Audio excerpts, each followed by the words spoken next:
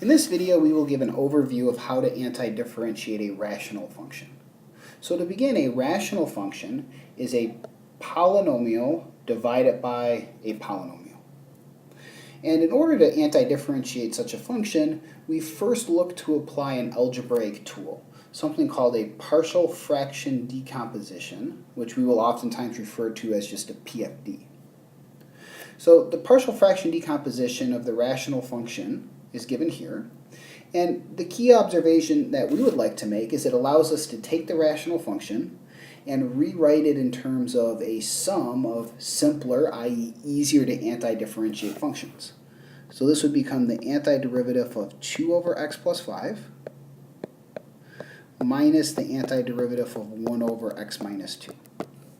So that gives us 2 natural logs of the absolute value of x plus 5 minus the natural log of the absolute value of x minus 2 plus c. And what we've seen in this example is going to be typical. So the majority, or usually a large part of the work, is going to be required to find the partial fraction decomposition. But once we have it, the resulting integrals that we need to evaluate should be fairly straightforward. So a few guidelines for determining a partial fraction decomposition. So given a rational function, the first thing we need to do is compare the powers. We first note that if the degree of the polynomial on the top is larger than or equal to the degree of the polynomial on the bottom, we call it an improper rational function.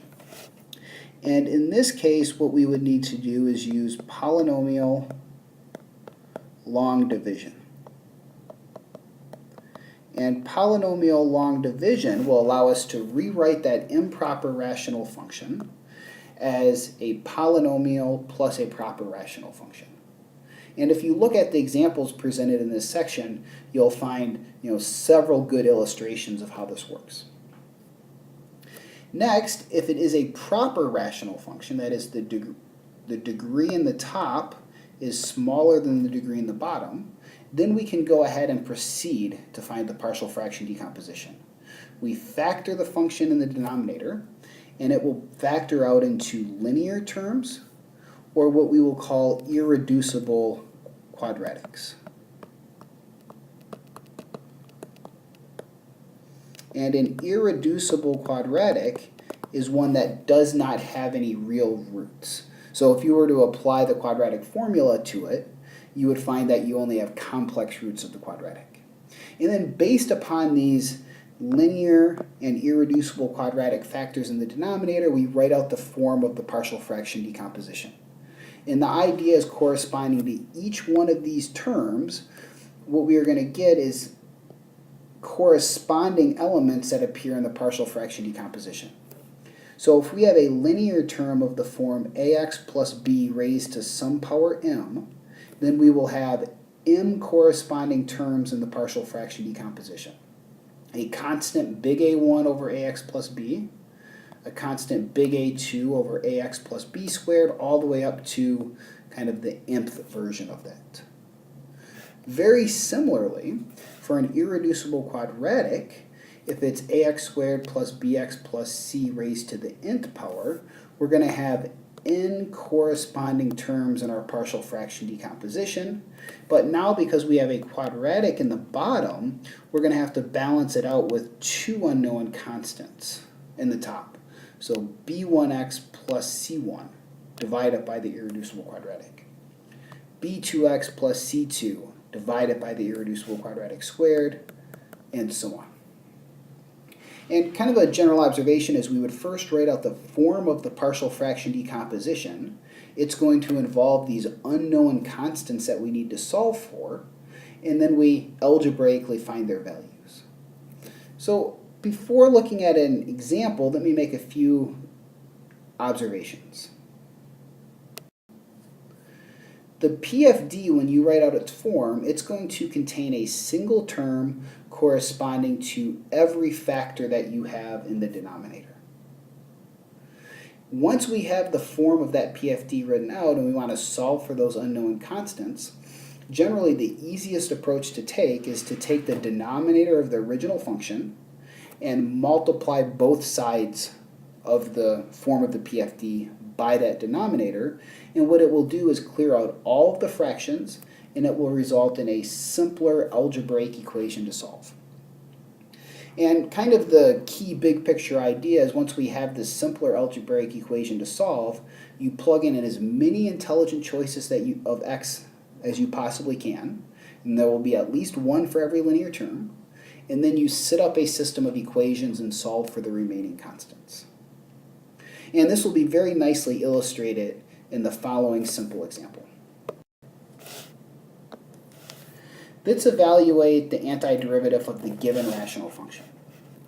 The first thing we're going to do is note that this rational function is proper. The degree of the top is 1, the degree of the bottom is 3. So we first write out the form of the partial fraction decomposition, then solve for the unknown constants so that we can anti-differentiate. So x plus 1 over x squared, x minus 1. Corresponding to the x squared in the denominator, we have an a over x plus b over x squared. One term corresponding to each power of that linear term. Corresponding to the x minus 1, we have plus c over x minus 1. Now, in order to solve for the a, b, and c, we think of this as an algebraic equation. It looks or appears difficult because of the fractions, so let's clear them out. Multiply both sides by the denominator on the left, x squared times x minus 1. So on the left we would have x plus 1, on the right we would have ax, x minus 1, plus b times x minus 1, plus c, x squared. And at this point what we would like to do is plug in any intelligent choices of x that might allow us to immediately solve for a constant. Noting that there is an x term with both the a and the c, we see that if we plug in x equals 0, that allows us to immediately solve for the b term.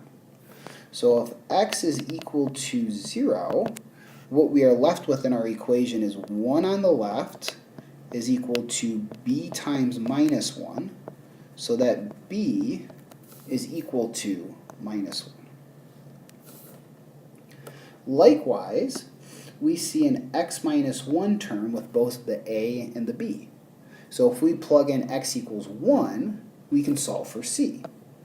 So if x is equal to 1, we have 2 on the left and just a c times 1 on the right. So we now immediately know that b is minus 1 and c is 2. In order to determine the value of a, we're going to continue on and just expand everything out. So on the right, you have, in terms of x squared, you have a plus b of them, or excuse me, a plus c of them. In terms of an x, you have bx minus ax, and then you're left with a minus b as your constant term. And this is all equal to 0x squared plus x plus 1.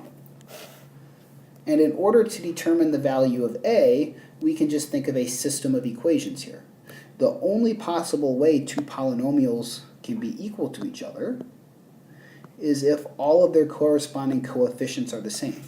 So the coefficient 0 of x squared on the left has to be equal to the coefficient of x squared on the right. So we have 0 is equal to a plus